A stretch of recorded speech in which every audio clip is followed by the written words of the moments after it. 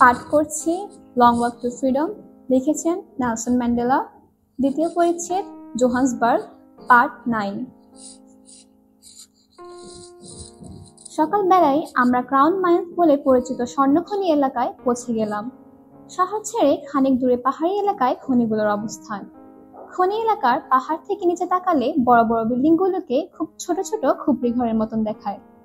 1886 সালের দিকে উইটওয়াটারস্ট্র্যান্ড এলাকায় সোনার খনি আবিষ্কৃত হওয়ার পর এই খনিগুলোকে কেন্দ্র করেই জোহান্সবার্গ শহর গড়ে ওঠে। এই অঞ্চলে যতগুলো সোনার খনি রয়েছে তার মধ্যে সবচেয়ে বড় খনি এলাকা হলো এই ক্রাউন মাইন্স। আমার ধারণা ছিল খনি এলাকায় মূল শহরের মতো বিশাল বিশাল বিল্ডিং না থাকলেও নিদেন পক্ষে উমতাতার সরকারি অফিস ভবনের মতো কিছু ভবন থাকবে, কিন্তু সেখানে যাওয়ার পর দেখলাম খনির পাশে টিন শেডের ছোট ছোট ঘর। এগুলোই নাকি খনি কর্মকর্তাদের অফিস ভবন। ছোটবেলায় সোনার খনি কথাটা শুনলে চোখের সামনে যেন এক জাদুকরি ভেসে উঠত, কিন্তু বাস্তবে দেখা গেল খনি এলাকা মানে বিরাট এক একটা পতিত জমি। চারপাশে দেওয়াল তোলা এলাকা, ভেতরে একটা গাছও নেই। এখানে সেখানে নোংরা আবর্জনার মতো কালো কালো মাটির স্তূপ। জায়গাটাকে অনেকটা মধ্যযুগীয় যুদ্ধবিধ্বস্ত রণক্ষেত্র বলে মনে হবে। অনবরত বিভিন্ন ভারী মেশিনের খ্যাচ খ্যাচ ধুমধাম শব্দ হচ্ছে। বৈদ্যুতিক ড্রিল মেশিন, মোটরের একঘেয়ে শব্দ তো আছেই। মাঝে মাঝে মাটির নিচে ডায়নামাইট বিস্ফোরণের শব্দও শোনা যাচ্ছে। খনির এরিয়ায় ঢুকে আমি যেদিকে তাকাচ্ছি সেদিকে দেখতে পাচ্ছি কালো কালো মানুষগুলো ক্লান্ত শ্রান্ত হয়ে যেন ঢলে পড়তে যাচ্ছে। তাদের গায়ে নোংরা পোশাক, কাদামাটিতে সারা শরীর ঢেকে গেছে। আন্ডারগ্রাউন্ডে এদের থাকার জন্য কয়েদিদের মতো ব্যবস্থা রয়েছে। কোনো রকমে শুয়ে থাকার মতো একটুখানি জায়গা, প্রত্যেকের শোবার জায়গার মাঝখানে পাতলা দেওয়াল তুলে দেওয়া, অর্থাৎ বিশ্রামের সময় তারা যে একজন আরেকজনের সঙ্গে একটু সুখ দুঃখের গল্প করবে, কর্তৃপক্ষ সে ব্যবস্থাও রাখেনি। উইটওয়াটারস্ট্র্যান্ড এলাকায় খনি থেকে সোনা উত্তোলন খুবই ব্যয়বহুল ব্যাপার ছিল। প্রথমত, এই এলাকায় যে স্বর্ণ আকর পাওয়া যেত তা তেমন ভালো মানের ছিল না। দ্বিতীয়ত, এসব খনির সোনা ছিল অন্যান্য খনির তুলনায় অনেক গভীরে। শুধুমাত্র 2-4 পয়সার বিনিময়ে এখানে সারাদিন হাড় ভাঙা পরিশ্রম করার মতো হাজার হাজার কালো শ্রমিক সহজেই পাওয়া যেত বলেই এই খনি চালু করা সম্ভব হয়েছিল। খনি মালিকরা ছিল ইউরোপীয় শ্বেতাঙ্গ। তারা শ্রমিকদের জোর করে এখানে খাটাতো। দিন শেষে যে পারিশ্রমিক দিত তা দিয়ে দুবেলা রুটি কেনাও কষ্টকর ছিল। অথচ তাদের রক্তপানি করা সোনা বেচে শ্বেতাঙ্গ মালিকরা লাখ লাখ পাউন্ডের মালিক বনে গিয়েছিল। এখানে আসার আগে আমি কখনো এত বড় বড় যন্ত্রপাতি, এমন পদ্ধতিগত কার্যক্রম ও এমন হাড়ভাঙ্গা পরিশ্রম করা দেখিনি। দক্ষিণ আফ্রিকায় পুঁজিবাদের কর্মযোগ্য এই প্রথমবারের মতো আমি প্রত্যক্ষ করলাম। এক নতুন ধরনের অভিজ্ঞতা আমার ব্যবহারিক শিক্ষা জীবনের খাতায় অন্তর্ভুক্ত হলো। আমরা সরাসরি খনির প্রধান পরিচালক বা ইন্দুনার কাছে গেলাম। ভদ্রলোক, বয়সে বৃদ্ধ হলেও সবাই তাকে জমের মতো ভয় করত। তার নাম পিলিসো। দয়ামায়া বলে তার অভিধানে কোনো শব্দ ছিল না। তিনি জাস্টিসের ব্যাপারে আগে থেকে অবগত ছিলেন। আমাদের পিতা মাস কয়েক আগে তাকে একটা চিঠি দিয়েছিলেন। তাতে তিনি জাস্টিসের জন্য একটা ক্লারিক্যাল চাকরির ব্যবস্থা করতে অনুরোধ জানিয়েছিলেন। খনি এলাকায় এই কেরানির চাকরিকে অত্যন্ত সম্মানজনক পদাধিকার বলে বিবেচনা করা হতো। জাস্টিসের ব্যাপারে পিলিসোর পূর্বধারণা থাকলেও আমি তার কাছে ছিলাম সম্পূর্ণ অচেনা। জাস্টিস তাকে জানালো যে আমি তার ভাই, আমাকেও যেন একটা কাজ দেওয়া হয় সে ব্যাপারে সে তার কাছে বিনীত আবেদন জানালো। জাস্টিসের কথায় পিলিসো যেন একটু বিরক্ত হলেন। বললেন, আমি শুধু জাস্টিসকে আশা করেছিলাম, তোমার বাবা তো তোমার কোনো ভাই সম্পর্কে আমাকে কিছুই জানাননি। লোকটা আমার দিকে কিছুটা অবজ্ঞা নজরে তাকালেন। জাস্টিস তাকে বলল, বাবা আসলে ওর বিষয়টা উল্লেখ করতে ভুলে গেছেন। ইতিমধ্যে তিনি ওর ব্যাপারেও আপনার নামে আরেকটা চিঠি দিয়েছেন। খানিক ভেবে পিলিসো বললেন, ঠিক আছে, আপাতত তোমার ভাইকে আমি খনির পুলিশম্যান হিসেবে নিয়োগ দিচ্ছি। আগামী 3 মাসের মধ্যে যদি তার কাজ দেখে সন্তুষ্ট হতে পারে তাহলে ওকেও ক্লারিক্যাল কাজে নিয়োগ দিব। খনি এলাকায় গোত্ররাজের সুপারিশ যে খুব কার্যকর হয় তাই প্রথমবার স্বচক্ষে দেখলাম। আসলে পুরো দক্ষিণ আফ্রিকার গোত্রপ্রধানদের খনি কর্তৃপক্ষরা তোয়াজ করত। খনির মালিকরা সবসময় নিভৃত পল্লী এলাকার শ্রমিক নিয়োগ করতে চাইত। তাদের চাহিদা পূরণ করত এইসব গোত্রপ্রধানরা। তারা তাদের প্রজাদের বুঝিয়ে শুনিয়ে খনিতে কাজ করতে পাঠাতো। এই কারণে তারা কারো চাকরির ব্যাপারে সুপারিশ করলে খনি কর্তৃপক্ষ তা উপেক্ষা করত না। এমনকি গোত্র সর্দাররা খনি পরিদর্শন করতে এলে তাদের খুব যত্ন আত্মীয় করত, ভালো থাকা খাওয়ার ব্যবস্থাও করত। আমাদের চাকরি পাওয়ার জন্য পালক পিতার একটা চিঠি যথেষ্ট ছিল। আমরা তার সন্তান বলে অন্য সহকর্মীরা আমাদের সমীহের চোখে দেখত। বেতনের পাশাপাশি আমাদের থাকার কোয়ার্টার ও ফ্রি রেশনের ব্যবস্থা করা হলো। কাজে যোগদানের দিন আমাদের সাধারণ কর্মচারীদের মতো ব্যারাকে থাকতে হলো না। আমাদের পিতার সম্মানে পিলিসো তার বাড়িতে আমাদের নিমন্ত্রণ করলেন। কর্মজীবনের প্রথম রাতটা তার কোয়ার্টারে কাটালাম। থেম্বুল্যান্ডের প্রধান হিসাবে আমাদের পিতা যখন খনি শ্রমিকদের খোঁজ খবর নিতে আসতেন, তখন তারা, বিশেষ করে থেম্বুল্যান্ডের শ্রমিকরা, তাকে প্রচলিত সংস্কৃতি অনুযায়ী নজরানা দিয়ে সম্মান জানাতো। মজার ব্যাপার হলো, গোত্রপ্রধানের ছেলে হিসেবে জাস্টিসকেও তারা তাদের সামর্থ্য অনুযায়ী অর্থ উপহার দিয়ে সম্মান প্রদর্শন করলো। খনিতে সাধারণত শ্রমিকরা নিজ নিজ গোত্রের লোকের সঙ্গে আলাদা আলাদা গ্রুপে ভাগ হয়ে থাকত। মালিক পক্ষ চাইতো তারা আলাদা থাক। মালিক পক্ষের ভয় ছিল সমস্ত শ্রমিকের মধ্যে একাত্মতা গড়ে উঠলে শ্রমিক বিদ্রোহ হতে পারে। এই কারণে পরিকল্পিতভাবেই তাদের আলাদা আলাদা গ্রুপে রাখা হতো। মাঝে মাঝে বিভিন্ন গ্রুপের মধ্যে ঝগড়া ফ্যাসাদ ও মারামারি লেগে যেত। মালিক পক্ষ এসব সংঘর্ষ বন্ধে খুব একটা আগ্রহ দেখাতো না। তারা চাইতো শ্রমিকরা নিজেদের মধ্যে কলহ বাঁধিয়ে শততা বিভক্ত হয়ে যাক। জাস্টিস এদিক সেদিক করে প্রচুর পয়সা কামাতো। বোনাস হিসেবে মাঝে মাঝে সে আমাকে ভালো অঙ্কের অর্থ দিত। চাকরিতে যোগদানের কয়েকদিনের মধ্যে দেখলাম আমার পকেটে প্রচুর অর্থকড়ির আনাগোনা শুরু হয়ে গেছে। এই সময় নিজেকে আমার লাখপতি মনে হতো। নিজেকে আমি ভাগ্যদেবী বরপুত্র মনে করা শুরু করলাম।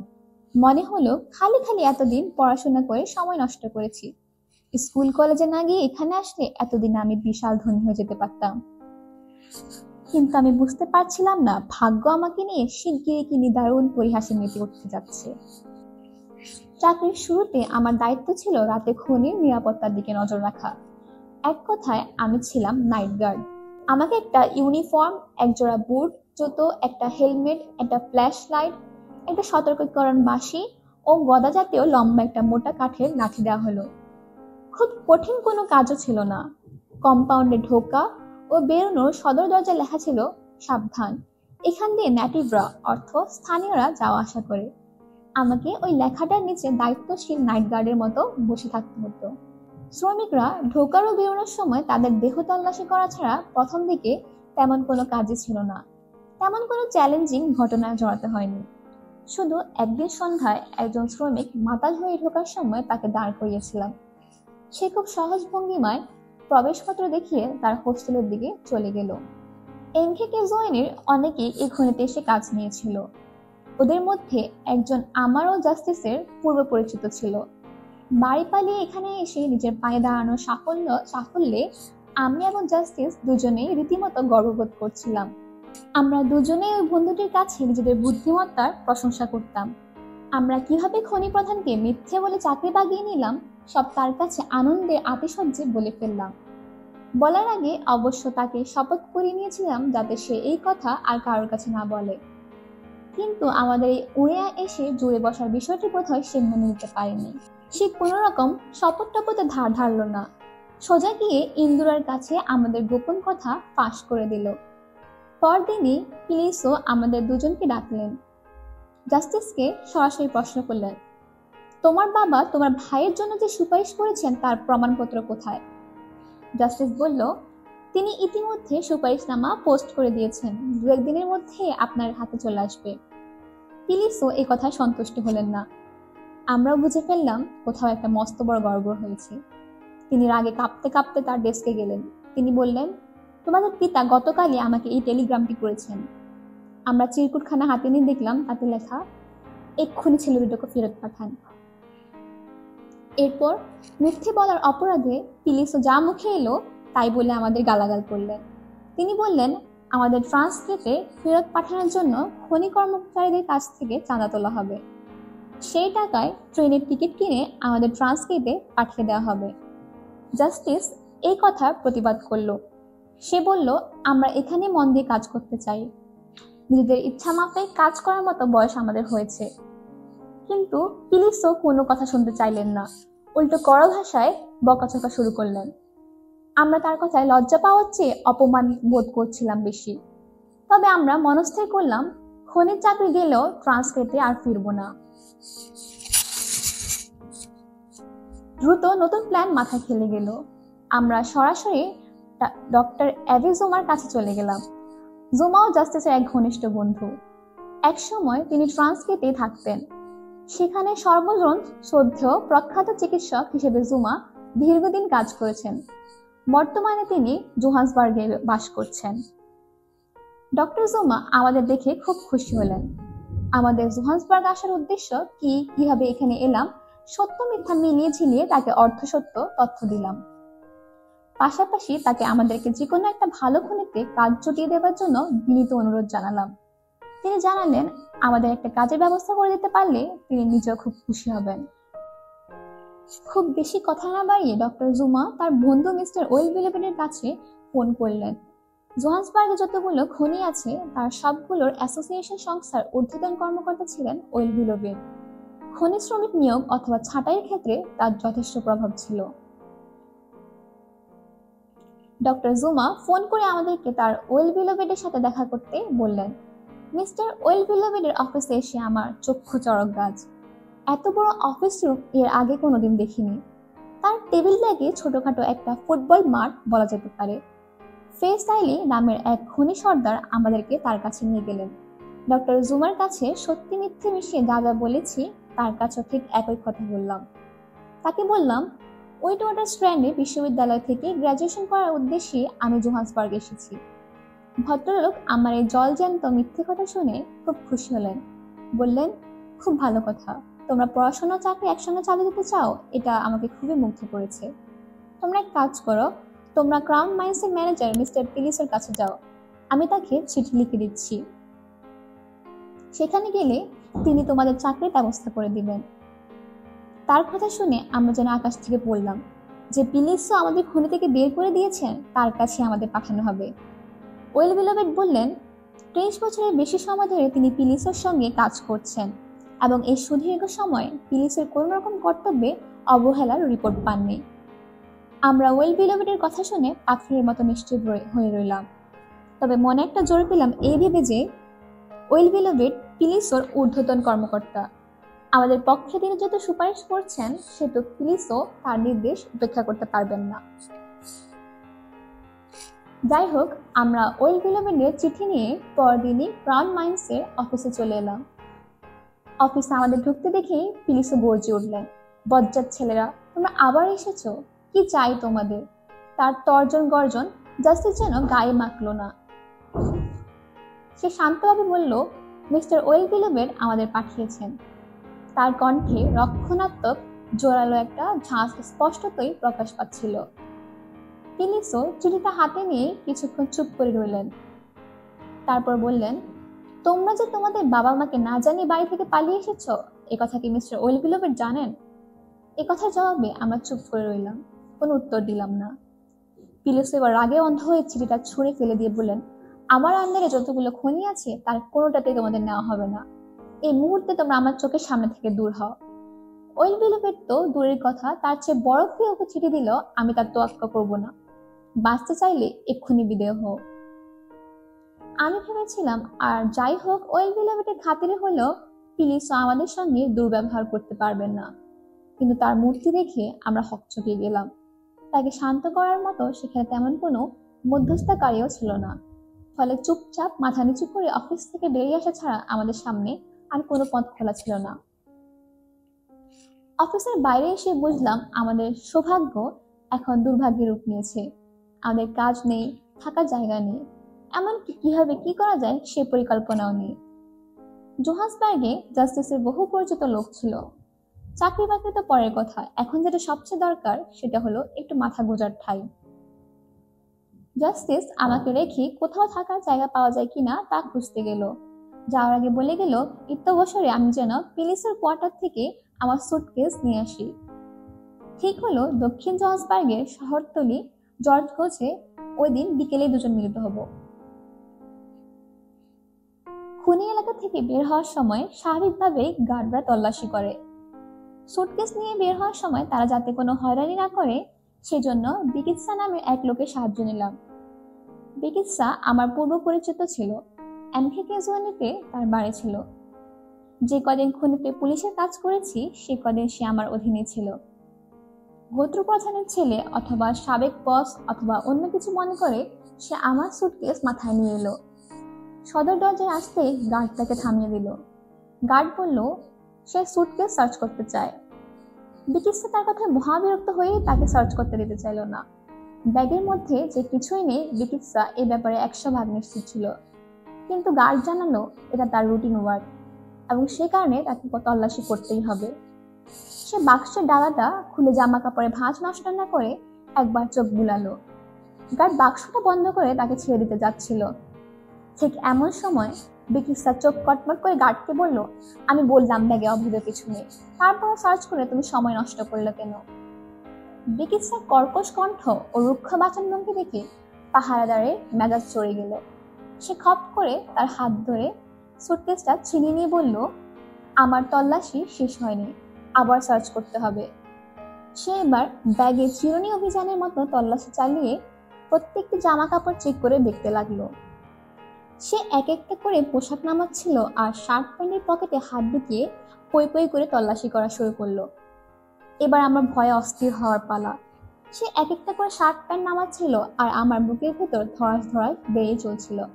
আমি প্রাণপণে ঈশ্বরকে ডাকছিলাম যাতে সে সবচেয়ে নিচে রাখা প্যান্টের পকেটে হাত না দেয়, কিন্তু আমার প্রার্থনায় কাজ হলো না। সবচেয়ে নিচে রাখা প্যান্টের ভাঁজ থেকে সে বের করে আনলো একটা চকচকে লোড করা ভয়ঙ্কর রিভলভার। পাহারাদার বিস্ফোরিত চোখ নিয়ে আমার বন্ধুটির দিকে তাকিয়ে বলল, you are just under arrest. বলেই লোকটা তার ওয়ার্নিং হুইসেল বাজিয়ে দিল। মুহূর্তের মধ্যে একদল গার্ড বিকিৎসাকে চারদিক থেকে ঘিরে ফেলল। তারা যখন তাকে স্থানীয় পুলিশ স্টেশনে ধরে নিয়ে যাচ্ছিল সে কিংকর্তব্য বিমোরের মতো আমার দিকে হতবিহ্বল চোখে চেয়ে রইল। নিরাপদ দূরত্ব বজায় রেখে আমি তাদের ফলো করা শুরু করলাম। কি করা যায় ভাবতে লাগলাম। অস্ত্রটা আসলে ছিল আমার বাবার। মারা যাওয়ার আগে ওটা বাবা আমাকে দিয়ে গিয়েছিলেন। আমি অস্ত্রটা কোনোদিন ব্যবহার করিনি, কিন্তু জোহান্সবার্গ আসার সময় আত্মরক্ষার কথা মাথায় রেখে যন্ত্রটা সঙ্গে নিয়েছিলাম। আমার দিক থেকে বিকিৎসাকে দোষারোপ করার কোনো উপায় ছিল না। সে সরল মনে আমার সুটকেস বয়ে দিতে গিয়ে বিপদে পড়েছে। ভাবনাটা আমাকে অস্থির করে ফেললো। গার্ডরা বিকিৎসাকে পুলিশ স্টেশনের ভেতরে নিয়ে যাওয়ার কিছুক্ষণের মধ্যেই আমি সেখানে গেলাম। ভেতরে ঢুকে সরাসরি ওসির সঙ্গে দেখা করতে চাইলাম। ওসি অনুমতি দেওয়ার পর আমি তার রুমে ঢুকলাম। আমার সর্বোচ্চ বদান্যতা প্রয়োগ করে তাকে বললাম, স্যার, আমার বন্ধুটির কোনো দোষ নেই। পিস্তলটি আসলে আমার। উত্তরাধিকার সূত্রে প্রয়াত বাবার কাছ থেকে এই অস্ত্রটি আমি পেয়েছিলাম। জোহান্সবার্গে অসংখ্য সন্ত্রাসী রয়েছে শুনে ফ্রান্সকে থেকে আসার সময় আমি রিভলভারটি সঙ্গে নিয়ে এসেছি। তাকে জানালাম আমি ফোর্ট হেয়ারের ছাত্র, জোহান্সবার্গে মাত্র কয়েকদিনের জন্য বেড়াতে এসেছি। আমার কথায় ওসি কিছুটা নরম হলেন এবং তখনই তাকে ছেড়ে দিতে রাজি হলেন। তবে তিনি এটাও জানালেন অস্ত্র রাখার অপরাধে আমার বিরুদ্ধে তাকে মামলা করতে হবে। পরবর্তী সোমবার আমাকে আদালতে হাজির হয়ে আনিত অভিযোগের জবাব দিতে হবে। আমি তার প্রতি অকুণ্ঠ কৃতজ্ঞতা প্রকাশ করে বললাম, অবশ্যই আমি সোমবার আদালতে হাজির হব। কথা মতো আমি আদালতে গিয়েছিলাম। সেখানে আমাকে অল্প কিছু জরিমানা করে মামলা থেকে অব্যাহতি দেওয়া হলো। মামলা মোকদ্দমা ঝামেলা চুকে যাওয়ার পর অনেক কষ্টে আমার এক চাচাতো ভাইয়ের কাছে থাকার ব্যবস্থা হলো। আপন নয়, জ্ঞাতি চাচাতো ভাই, নাম গার্লিক অ্যাম্বেকিনি। ও থাকতো জর্জ কোচ শহরতলিতে। গার্লিক পেশায় ছিল হকার, ফেরি করে জামা কাপড় বেচত। ও থাকতো বাক্সের মতো ছোট একটা ঘরে। আমি গিয়ে সেখানে সাময়িক আস্তানা গাড়লাম। গার্লিক খুবই মিশুক টাইপের ছেলে ছিল। খুব দ্রুত মানুষকে আপন করে ফেলতে পারত। তার ওখানে কিছুদিন থাকার পর তাকে বললাম, আমার জীবনের আসল উদ্দেশ্য হলো আইনজীবী হওয়া। সে আমার আকাঙ্ক্ষার কথাকে খুব গুরুত্বের সাথে নিল। গার্লিক বলল, এই বিষয়ে সে আমাকে যথাসাধ্য সাহায্য করবে। কয়েকদিন পর গার্লিক বলল, সে আমাকে জোহান্সবার্গে সবচেয়ে ভালো মানুষদের একজনের সঙ্গে দেখা করতে নিয়ে যাবে। যথাসময়ে সে আমাকে নিয়ে তার শ্রেষ্ঠ মানুষ দর্শনের জন্য রওনা হলো। আমরা ট্রেনে চেপে বসলাম। মার্কেট স্ট্রিটের স্টেশনে নামলাম কিছুক্ষণ পরে। বুঝলাম শহরের একেবারে কেন্দ্রস্থলে এসে পড়েছি আমরা। চারপাশে অসংখ্য গাড়ি, মানুষের হাঁকাহাঁকি আর ডাকাডাকি। এদিক ওদিক উঁচু উঁচু পাহাড়ের মতো সব দালান কোঠা। চোখের সামনে যত মানুষ দেখলাম তাদের প্রায় সবাইকেই ধনী শ্রেণীর মনে হলো। ওই সময়টাতে জোহান্সবার্গ পুরো দস্তুর আধুনিক শহর। বিভিন্ন দিক থেকে বড় বড় রাস্তা শহরের সঙ্গে এসে মিশেছে। অফিস ভবনের পাশেই মাংসের দোকানে কসাইকে মাংস কাটতে দেখা যাচ্ছে। বিশাল বিশাল বহুতল ভবনের জানালায় ধোয়া কাপড় নেওয়া, যেদিকে তাকাই সেদিকে জনস্রোত। যুদ্ধের কারণে জোহান্সবার্গ আগের চেয়ে অনেক বেশি সমৃদ্ধ নগর হিসেবে দাঁড়িয়েছিল। ব্রিটিশ কমনওয়েলথের সদস্য হওয়ায় 1939 সালে দক্ষিণ আফ্রিকাকে নাৎসি জার্মানির বিরুদ্ধে যুদ্ধ ঘোষণা করতে হয়। যুদ্ধে অসংখ্য সেনা ও রসদ সরবরাহ করতে হয়। যুদ্ধ সরঞ্জাম ও অন্যান্য রসদ সরবরাহের জন্য জোহান্সবার্গে অসংখ্য কলকারখানা গড়ে তোলা শুরু হয়। এই কারণে সেখানে প্রচুর জনশক্তির চাহিদা সৃষ্টি হয়। দেশের বিভিন্ন প্রান্ত থেকে প্রতিদিন হাজার হাজার লোক কাজের সন্ধানে জোহান্সবার্গ আসতে শুরু থাকে। 1941 থেকে 1946 সাল, এই 5 বছরে জোহান্সবার্গে আফ্রিকানদের সংখ্যা দ্বিগুণ ছাড়িয়ে গিয়েছিল। সে সময় প্রত্যেকটি নতুন সকালে জোহান্সবার্গের শহরতলিকে গতকাল সকালের চেয়ে লক্ষণীয়ভাবে জনবহুল বলে মনে হতো। অ-ইউরোপীয় বলে পরিচিত নিউক্লিয়ার, মার্টিনজেলে, George Goch, Alexandra, Sophiatown ইত্যাদি শহরে প্রচুর ফ্যাক্টরি ও হাউজিং গড়ে উঠেছিল। প্রত্যন্ত অঞ্চলের আফ্রিকানরা সেখানে এসে কাজ করা শুরু করলো। এছাড়া উত্তরাঞ্চলীয় উপশহর এলাকাগুলোতে ব্যাঙের ছাতার মতো ঘনবসতি গড়ে উঠতে লাগলো। ঠিক এমনই একটা সময়ে আমি একটা কাজের ধান্দায় গার্লিকের সঙ্গে তার শ্রেষ্ঠতম ভদ্রলোকটির সঙ্গে দেখা করতে এসেছি। স্টেট এজেন্টের ওয়েটিং রুমে গিয়ে গার্লিক আর আমি চুপচাপ বসে পড়লাম। কর্তব্যরত সুন্দরী এক আফ্রিকান রিসেপশনিস্ট ভিতরে গিয়ে তার বসের কাছে আমাদের আসার খবর জানালেন। আমাদের উপস্থিতির খবর দিয়ে নিজের সিটে ফিরে এলেন ভদ্রমহিলা। আসনে বসে আশ্চর্য দ্রুততায় চিঠি জাতীয় কিছু একটা টাইপ করতে লাগলেন। তার আঙ্গুলগুলো যেন কিবোর্ডের উপর চমৎকার এক ছন্দময় গতিতে নাচছিল। এর আগে আমি কৃষ্ণাঙ্গ মহিলা তো দূরের কথা, কোনো আফ্রিকানকেই টাইপ করতে দেখিনি। উমতাতা এবং ফোর্ট হেয়ারে ইতিপূর্বে আমি যেসব সরকারি বেসরকারি অফিসে গিয়েছি সেখানে অনেককে টাইপিং করতে দেখেছি, তবে তাদের সবাই ছিল শ্বেতাঙ্গ পুরুষ। এই মহিলার টাইপিং স্পিডও আমাকে মুগ্ধ করলো। শ্বেতাঙ্গ পুরুষ টাইপিস্টদের আমি 2 হাতে 2টি আঙুল ব্যবহার করে খুব ধীর গতিতে টাইপ করতে দেখেছি, কিন্তু এই ভদ্র মহিলাকে প্রায় সবগুলো আঙুল ব্যবহার করে ঝড়ের গতিতে টাইপ করতে দেখলাম। যাই হোক, কিছুক্ষণ পরেই রিসেপশনিস্ট মহিলাটি আমাদের ভেতরে যাওয়ার ইশারা দিলেন। ভেতরে ঢোকার পর গার্লিক আমাকে বসের সঙ্গে পরিচয় করিয়ে দিল। আমার ধারণা ছিল তিনি মধ্যবয়সী রাশভারী কোনো লোক হবেন, কিন্তু আমার ধারণা ভুল ছিল। লোকটার বয়স 28 কি 29, হালকা পাতলা গড়ন, চোখে মুখে চোকস মেধার ঝিলিক ধরা পড়ছিল। ডাবল ব্রেস্টেড স্যুট পরা লোকটাকে অসম্ভব স্মার্ট দেখাচ্ছিল। বয়সে তরুণ হলেও তাকে আমার যথেষ্ট অভিজ্ঞ বলেও মনে হচ্ছিল। ট্রান্সকে থেকে এখানে আসলেও তিনি ব্রিটিশদের মতো সাবলীল ইংরেজিতেই কথা বলছিলেন। ওয়েটিং রুমে তার অসংখ্য সাক্ষাৎ প্রার্থী এবং টেবিলে প্রচুর ফাইলপত্র দেখে সহজে তাকে একজন সফল ও ব্যস্ত মানুষ হিসেবে আন্দাজ করতে পারছিলাম। কিন্তু ভদ্রলোক একটু ব্যস্ততা দেখালেন না। তার অভিব্যক্তি দেখে মনে হলো তিনি যথেষ্ট আগ্রহ নিয়ে আমাদের কথা শুনতে রাজি আছেন। চৌকস ও মেধাবী এই তরুণ কর্মকর্তাটির নাম ওয়াল্টার সিসুলো। সিসুলোর অফিসের প্রধান বৈশিষ্ট্য হলো সেখানে যত কর্মকর্তা কর্মচারী ছিলেন তাদের সবাই ছিলেন আফ্রিকান। 1940-এর দশকে খুব কম সংখ্যক আফ্রিকার নিজস্ব প্রতিষ্ঠান খুলে স্বাধীনভাবে ব্যবসা চালানোর সুযোগ পেত। আলেকজান্দ্রা ও সোফিয়া টাউনের মতো শহরে হাতে গোনা মাত্র কয়েকজন আফ্রিকান উদ্যোক্তা এই সুবিধা ভোগ করতে পারতেন। এ দুটি শহরে আফ্রিকানরা কয়েক পুরুষ ধরে তাদের জমির মালিকানা টিকিয়ে রাখতে পেরেছিল। এর বাইরে যেসব মিউনিসিপ্যাল টাউনশিপ ছিল সেখানকার প্রায় সব ভবনই ছিল সরকারের মালিকানাধীন। জোহান্সবার্গ সিটি কাউন্সিল থেকে এগুলো ভাড়া ধার্য করা হতো। নির্দিষ্ট ভাড়া দিয়ে আফ্রিকানরা সেখানে থাকার সুযোগ পেত। ব্যবসায়ী এবং স্থানীয় নেতা উভয় পরিচয়ে সিসিলো স্থানীয় পরিমণ্ডলে প্রভাবশালী ও জনপ্রিয় হয়ে উঠছিলেন। সুশীল সমাজে এই বয়সেই তার ব্যাপক প্রভাব তৈরি হয়েছিল। ফোর্ট হেয়ারে কলেজ কর্তৃপক্ষের অন্যায্য নির্দেশ মেনে না নেওয়ায় কিভাবে আমাকে সেখান থেকে বহিষ্কার করা হয়েছে তা তাকে খুলে বললাম। তাকে জানালাম যে আমি আইনজীবী হতে চাই এবং জোহান্সবার্গ আসার মূল উদ্দেশ্যই হলো আমার LLB কমপ্লিট করা। তবে আমি যে বাড়ি পালিয়ে এখানে এসেছি এবং ক্রাউন মাইন্স থেকে বরখাস্ত হয়েছি সে কথা তার কাছে পুরোপুরি চেপে গেলাম। সব কথা বলে আমি চেয়ারে হেলান দিয়ে তার উত্তরে আশায় থাকলাম। তিনি মিনিট খানেক কি ভাবলেন, তারপর বললেন, লেজার সাডলস্কি নামে তার ঘনিষ্ঠ একজন আইনজীবী বন্ধু আছেন। তাকে তিনি একজন প্রগতিশীল ও উন্নত মানসিকতার লোক বলে জানেন। বললেন, সাডলস্কি আফ্রিকানদের শিক্ষাদানের ব্যাপারে খুবই আগ্রহী। সিসুলো জানালেন তিনি সাডলস্কিকে তার ব্যক্তিগত ক্যারিয়ার হিসেবে নিয়োগ করার জন্য অনুরোধ করবেন।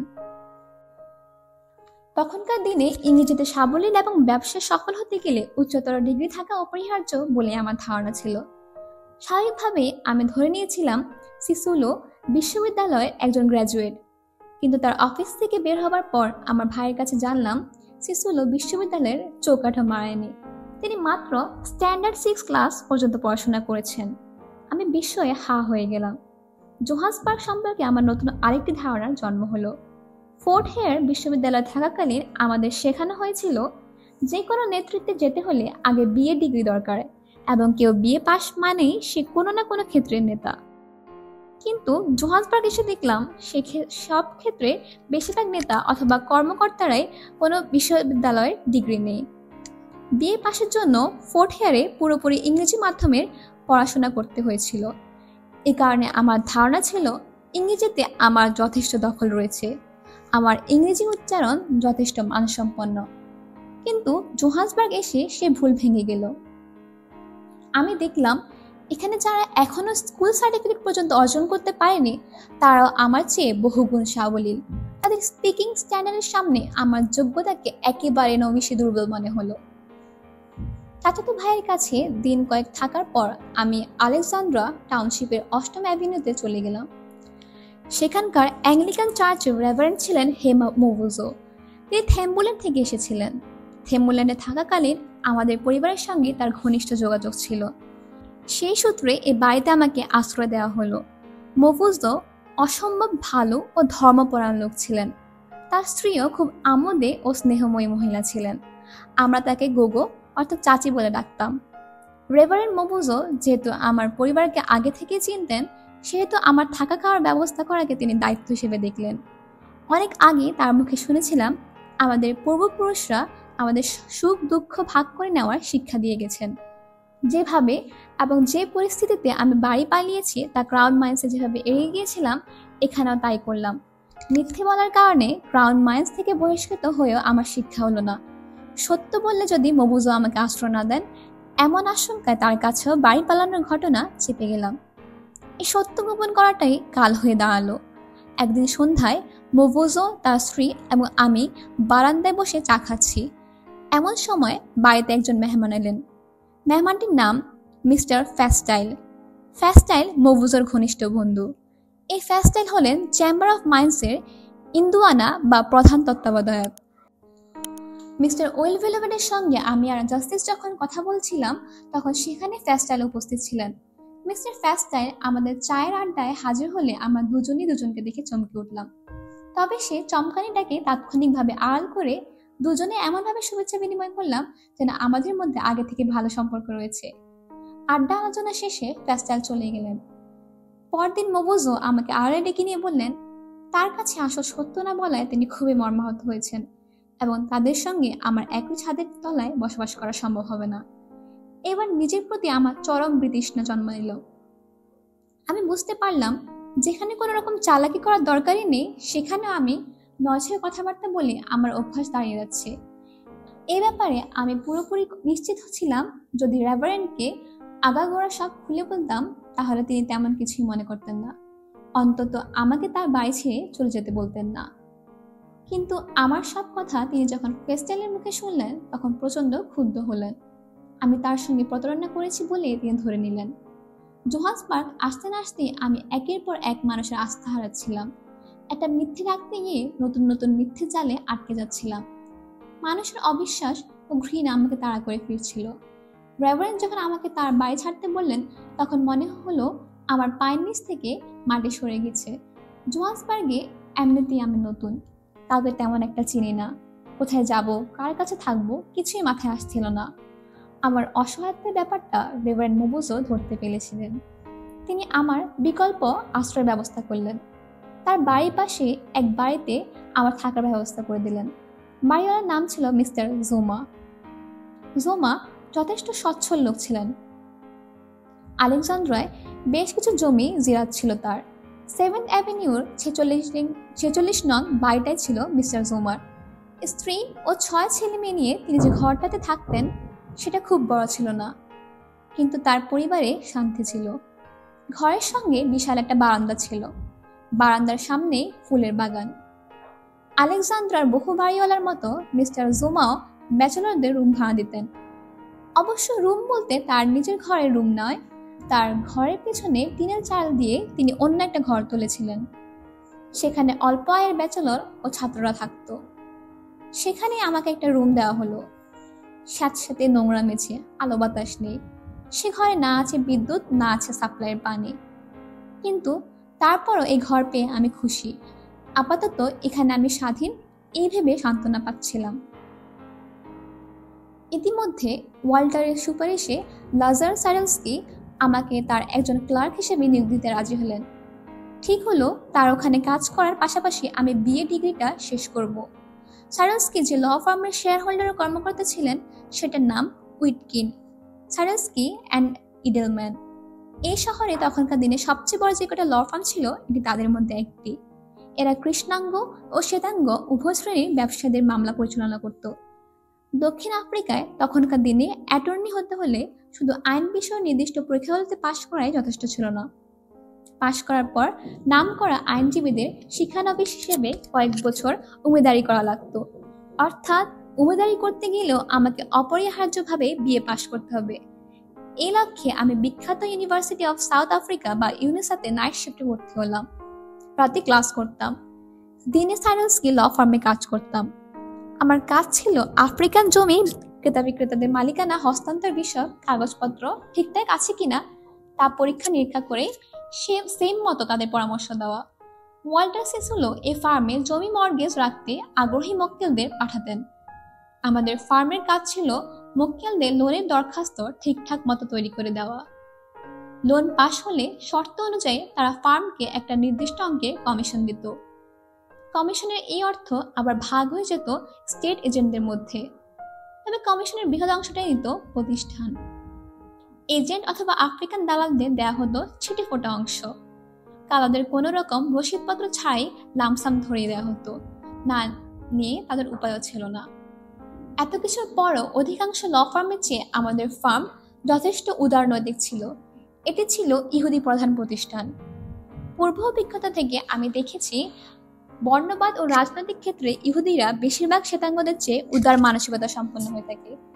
হয়তো ঐতিহাসিকভাবে তারা সুদীর্ঘ কাল থেকে নানা নিগ্রহের শিকার হওয়ার কারণে এই উদার মানসিকতা অর্জনে সক্ষম হয়েছে। প্রতিষ্ঠানের অন্যতম অংশীদার লেজার স্যাডলস্কি আমার মতো একজন তরুণ আফ্রিকান সম্পর্কে বিস্তারিত তেমন কিছু না জেনে শুনে ক্লার্ক হিসেবে নিয়োগ দিয়েছেন। এটা যে কত বড় উদারনৈতিক পরিচয় তা বলে শেষ করা যাবে না। 35 বা 36 বছর বয়সী স্যাডলস্কি উইটওয়াটারস্র্যান্ড বিশ্ববিদ্যালয় থেকে গ্র্যাজুয়েশন করেছিলেন। ভদ্রলোক আমাকে ভীষণ স্নেহ করতেন এবং আমিও তাকে যথেষ্ট শ্রদ্ধার চোখে দেখতাম। তিনি আফ্রিকানদের মধ্যে শিক্ষার প্রসার ঘটানোর কাজে যুক্ত ছিলেন। আফ্রিকান স্কুলগুলোর উন্নয়নে তিনি সময় ও অর্থ দুই দিতেন। পাতলা গোফওয়ালা চিকনা গড়ের এই মানুষটি সত্যিকার অর্থেই আমার ভালো চাইতেন, আমার সাফল্য কামনা করতেন।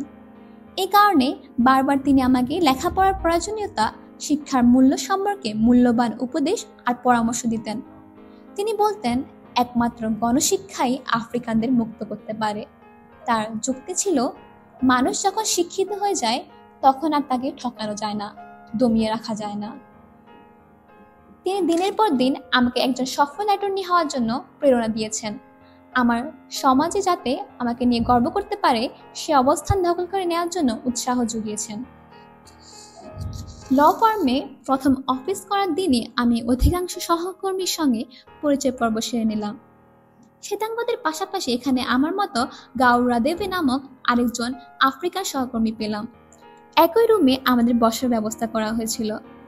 আমার চেয়ে বয়সে 10 বছরের বড় গাউর এখানে একই সঙ্গে কর্নিক, দোবাসী ও মেসেঞ্জার বা বার্তাবাহকের দায়িত্ব পালন করত। বেটে ও পেশিবহুল শক্ত সমর্থ লোকটা ইংরেজি, সোথো ও ঝুল ভাষায় সাবলীলভাবে কথা বলতে পারত। তার কথাবার্তা ও চালচলনে আত্মবিশ্বাস ও আমোদে মনোভাব সহজে প্রকাশ পেত। জোহান্সবার্গের কৃষ্ণাঙ্গদের মধ্যে সে খুব মেধাবী ও আপসহীন ব্যক্তি হিসেবে জনপ্রিয় হয়ে উঠেছিল।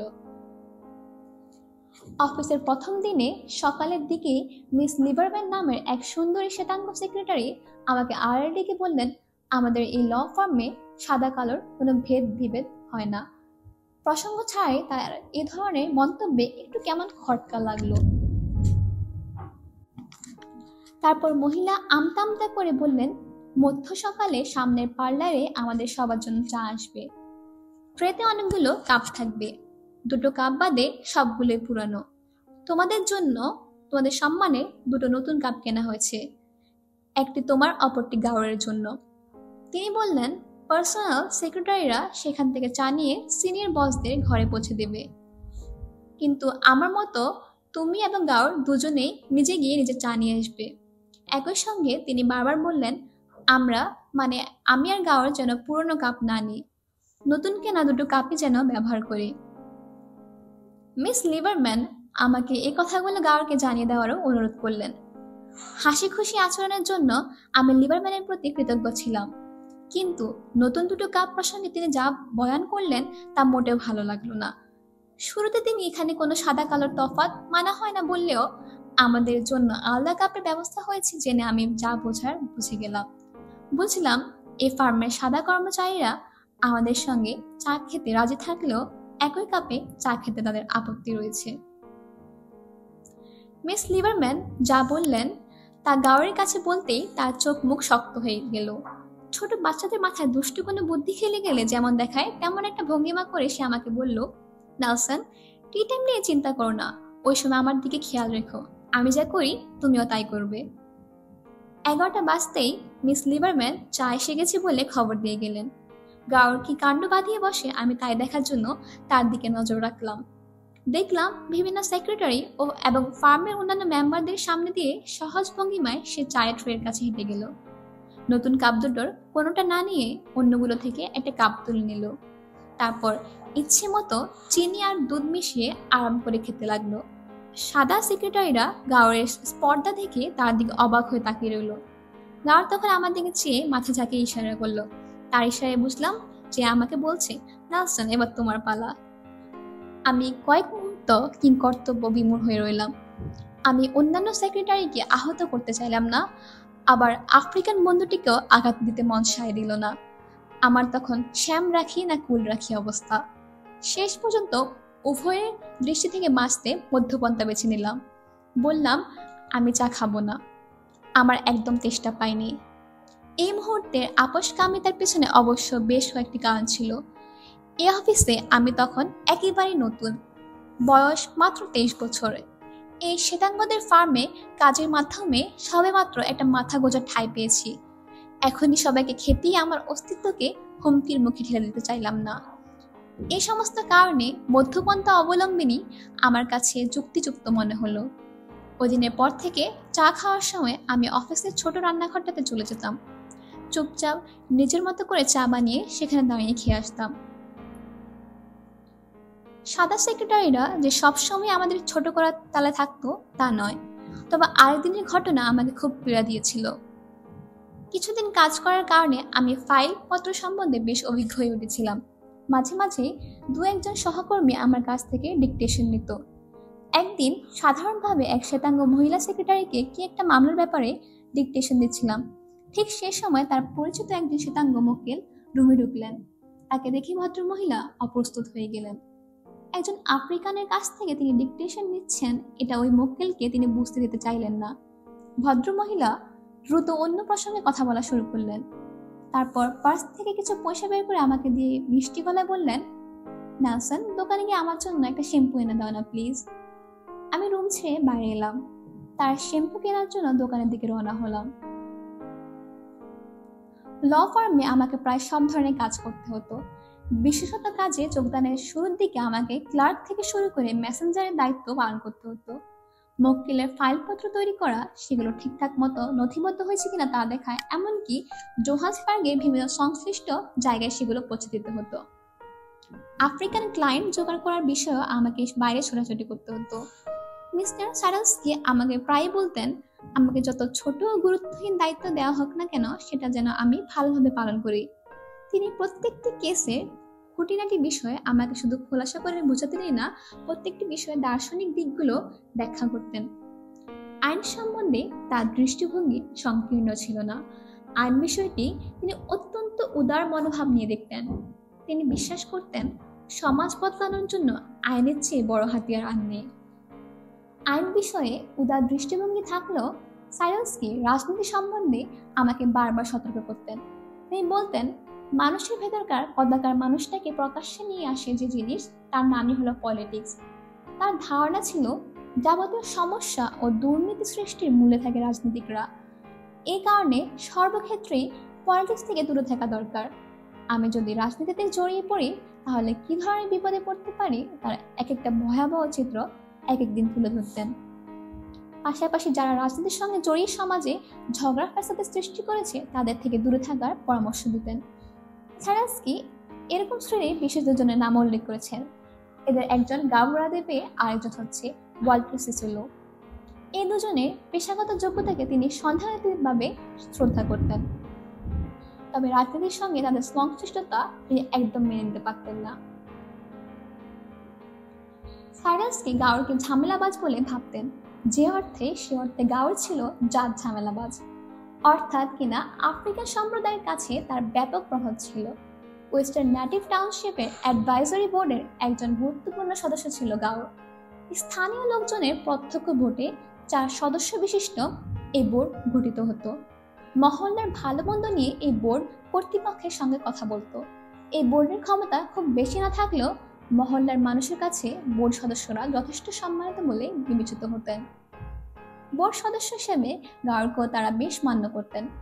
কিছুদিনের মধ্যেই আমি আবিষ্কার করলাম, গাওর শুধু একজন অ্যাডভাইজারি বোর্ড সদস্যই নয়, সে আফ্রিকান ন্যাশনাল কংগ্রেস বা ANC এবং কমিউনিস্ট পার্টির গুরুত্বপূর্ণ সদস্য।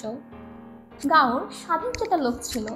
আমাদের চাকরিদাতা অর্থাৎ মালিক পক্ষের লোকজনকে সে কখনো অতিমাত্রায় সংহত করতেই না, আফ্রিকানদের প্রতি বিমাতাসুলভ আচরণের জন্য সে উল্টো তাদেরই মধ্যে দু কথা শুনিয়ে দিত। সে তাদের বলতো, তোমরা সাদারা উড়ে এসে জড়ে বসেছ, আমাদের জায়গা জমি চুরি করে আমাদেরই গোলাম বানিয়ে রেখেছ, আর এখন সে জমির ছিটেফোঁটা ফিরিয়ে দেওয়ার নামে আমাদের কাছ থেকে মোটা টাকা হাতিয়ে নিচ্ছ। গাওরের জোরালো স্থানীয় প্রভাবের কারণে তারা তাকে কিছু বলতে পারত না। একদিনের ঘটনা, আমি চিঠিপত্র বিলির কাজ শেষ করে সবেমাত্র মিস্টার সারালস্কির অফিসে ঢুকে দেখি সারালস্কির সঙ্গে গাওরের বাদানুবাদ চলছে। গাওর প্রবল আক্রোশে তার দিকে চেয়ে বলছে, লুক মিস্টার সারালস্কি, আপনি এখানে লর্ডের মতো বিশাল একটা চেয়ার চেপে বসে আছেন, আর আপনার কাগজপত্র বিলি করে বেড়াচ্ছে আমার টিম প্রধান। এখানে টিম প্রধানের মধ্যে সে আমাকে বোঝাচ্ছিল। তারপর বলল, কিন্তু এই দিন থাকবে না, দিন বদলাবে। সেদিন আপনাদের সবগুলোকে পাজা কোলে করে নদীতে ছুঁড়ে ফেলে দেব। একথা বলে গাওর ঘর ছেড়ে হনহন করে বেরিয়ে গেল। সারালস্কি গাওরের স্পর্ধা ও আত্মবিশ্বাসী শক্তি দেখে বোবার মতো চেয়ে রইলেন।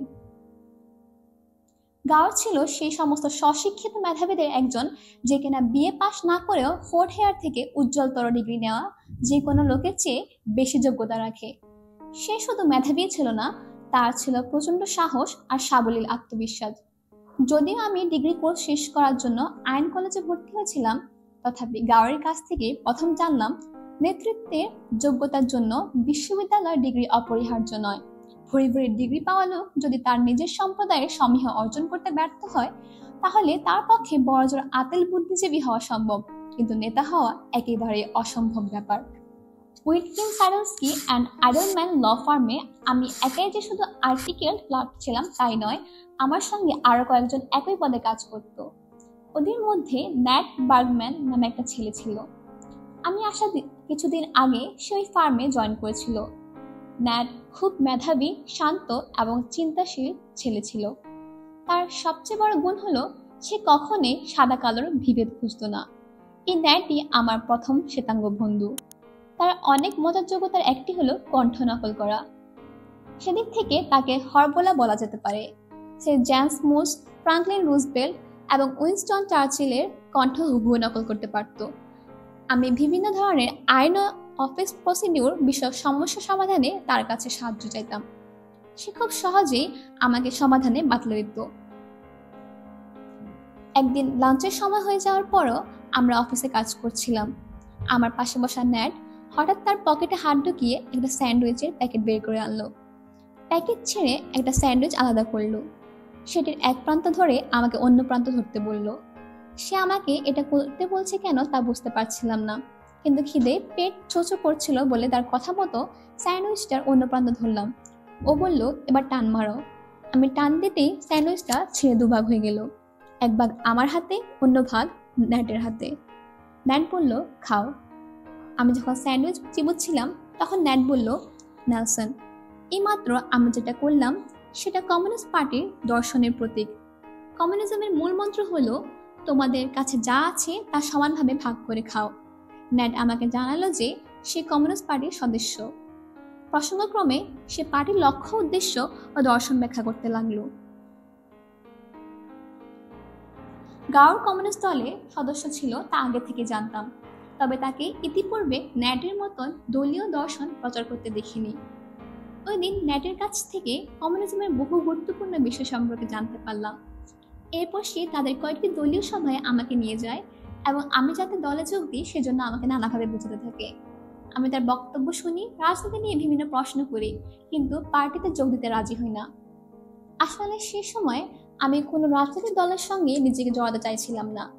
রাজনীতিতে না জড়ানোর জন্য সাইডলসকে আমাকে যে উপদেশ দিয়েছিলেন সেগুলো তখন আমার মাথায় ঘুরপাক খাচ্ছিল। ধর্মের প্রতি আমার অনুরাগ ছিল, ঈশ্বরভীতি ছিল। ধর্মকে এড়িয়ে যাওয়ায় কমিউনিজম থেকে দূরে থাকাকে আমার উচিত বলে মনে হলো। তবে স্যান্ডউইচ ভাগ করে খাওয়ার ব্যাপারটি খুব ভালো লেগেছিল। ন্যাটের সাহচর্য আমার ভালো লাগতো। তার সঙ্গে প্রায় কমিউনিস্ট পার্টির মিটিংয়ে গিয়ে সমাজতান্ত্রিকতা বিষয়ক বক্তৃতা শুনতাম। অবশ্য আমার সে যাওয়ার পেছনে কোনো রাজনৈতিক অথবা বুদ্ধিবৃত্তিক কৌতূহল ছিল না। বর্ণবাদী উৎপীড়নের ইতিহাস সম্পর্কে আমার আগ্রহ ছিল। আমার মনে হতো দক্ষিণ আফ্রিকায় তখন যে লড়াই সংগ্রাম চলছে তার মূলে ছিল সাদা ও কালোর বিভেদ, কিন্তু কমিউনিস্টরা বৈষম্যকে দক্ষিণ আফ্রিকার মূল সমস্যা বলে ধারণা করত। তারা বলতো ধনী গরিবের বৈষম্যই মূল সমস্যা। পুঁজিপতিরা প্রোলেতারিয়াতদের ওপর যে নিষ্পেষণ চালিয়েছে সেটা আফ্রিকানদের সমাজের মূল সমস্যা। তাদের বক্তব্য আমার কাছে আংশিক সত্য বলে মনে হতো। শ্রেণী বৈষম্য অবশ্যই বড় সমস্যা ছিল, কিন্তু আমার বিবেচনায় তার চেয়ে বড় সমস্যা ছিল বর্ণবাদ। আমার মনে হলো কমিউনিজমের এই দর্শন তখনকার আফ্রিকার জন্য প্রযোজ্য ছিল না। জার্মানি অথবা ইংল্যান্ড অথবা রাশিয়ায় এ নীতি খাটতে পারে। আমি যে আফ্রিকায় বড় হচ্ছিলাম সেখানে শ্রেণী সংগ্রাম নয়, বরং বর্ণবাদ বিরোধী সংগ্রামকে আমার বেশি প্রাসঙ্গিক ও যুক্তিপূর্ণ মনে হতো। কিন্তু তারপরও আমি তাদের বক্তব্য মন দিয়ে শুনতাম, জানার চেষ্টা করতাম। ন্যাট আমাকে বেশ কয়েকটি পার্টিতে নিয়ে গিয়েছিল যেখানে সব ধরনের লোকের উপস্থিতি থাকতো। সাদা, কালো, আফ্রিকান, ইন্ডিয়ান, কোকেশীয় হরেক কিসিমের লোক ওইসব পার্টিতে আসতো। এই সমস্ত গেট টুগেদার পার্টির আয়োজন করা হতো কমিউনিস্ট পার্টির পক্ষ থেকে। যারা এখানে আসতো তাদের প্রায় সবাই দলের নেতাকর্মী অথবা সদস্য। আমার মনে পড়েছে প্রথম যেদিন আমি এ ধরনের একটি গেট টুগেদার পার্টিতে যাই, সেদিন পোশাক নিয়ে আমার অস্বস্তি লাগছিল। মনে হচ্ছিল সাধারণ পোশাক পরে আমার এ ধরনের পার্টিতে আসা ঠিক হয়নি। ফোর্ট হেয়ারে আমাদের যে কোনো ধরনের সামাজিক অনুষ্ঠানে যাওয়ার আগে টাই পরার নির্দেশ দেওয়া হতো। সে সময় থেকে আমি যে কোনো সামাজিক অনুষ্ঠানে জ্যাকেটের সঙ্গে টাই পরতে অভ্যস্ত ছিলাম। ল ফার্মে চাকরি করার সময় আমার ওয়ার্ড্রোবে খুব বেশি কাপড় চোপড় না থাকলেও আমি সেখানে একটা টাই ঠিকই রেখেছিলাম, যাতে এ জাতীয় মুহূর্তে বিব্রত বোধ করতে না হয়। কিন্তু অসাবধানতা বশত সেদিন টাই না পরেই ওই পার্টিতে যোগ দিলাম। পার্টিতে গিয়ে দেখলাম সেখানে অসংখ্য গণ্যমান্য মানুষ এসেছে। কারোর মধ্যে কোনো ধরনের বর্ণবাদী মনোভাবের লক্ষণ প্রকাশ পাচ্ছে না। সব শ্রেণীর মানুষের উপস্থিতি সম্পন্ন এই জাতীয় অনুষ্ঠানে আমি আগে কোনোদিন আসিনি। ফলে আমি অবাক হয়ে কে কি করছে না করছে তাই লক্ষ্য করছিলাম। আয়োজকদের উচ্চমার্গীয় আলোচনার পাছে আমার কোনো মূর্খতা ধরা পড়ে যায় অথবা সামাজিক কায়দা কানুন বিরোধী কোনো আচরণ প্রকাশ পায়, সেজন্য আমি খুবই তটস্থ ছিলাম। আমার চারপাশে যারা আলাপ আলোচনা করছিল তাদের বেশভূষা ও কথাবার্তায় বোঝা যাচ্ছিল যে তারা শিক্ষা দীক্ষায় আমার চেয়ে অনেক এগিয়ে। তাদের তুলনায় নিজেকে খুবই তুচ্ছ মনে হচ্ছিল আমার। ওই সন্ধ্যায় মাইকেল হার্মেল নামের এক কমিউনিস্ট কর্মীর সঙ্গে আমার পরিচয় হয়। নেট আমাকে জানিয়েছিল হার্মেল রোডস বিশ্ববিদ্যালয় থেকে ইংরেজি সাহিত্যে মাস্টার্স ডিগ্রি অর্জন করছিল। তার উচ্চতর ডিগ্রি অর্জন আমাকে মুগ্ধ করলো, তার পোশাক পরিচ্ছদের স্টাইল আমার মোটেও পছন্দ হলো না। আমি যখন হার্মেলের সঙ্গে কথা বলছিলাম তখন মনে মনে ভাবছিলাম, যে লোকটা ইংরেজিতে এমএ করেছে সে টাইটা পর্যন্ত ঠিক মতো বাঁধতে শিখেনি। পরবর্তীতে এই মাইকেলের সঙ্গে আমার বন্ধুত্ব হয়। ক্রমশই তার প্রতি আমার শ্রদ্ধা বাড়তে থাকে। যখন বুঝতে পারলাম আমি এতদিন পশ্চিমাদের যেসব তথাকথিত সভ্য সংস্কৃতিকে রপ্ত করার প্রাণপণ চেষ্টা চালিয়েছি, সেসব কিছুকে মাইকেল হার্মেল সচেতনভাবেই প্রত্যাখ্যান করেছে, তখন তার প্রতি আমার শ্রদ্ধা শতগুণ বেড়ে গেল। সে শুধু একজন উঁচুদরের লেখকই ছিল না, সে ছিল এক নিবেদিত প্রাণ সাম্যবাদী মানুষ। ইচ্ছে করলে সে ভোগবিলাসী জীবনযাপন করতে পারত, কিন্তু কমিউনিজমে প্রতি শ্রদ্ধাশীল থাকার কারণে সে একজন সাধারণ আফ্রিকানের মতো জীবনযাপন করত। এমন মানুষকে শ্রদ্ধা না করে পারা যায়?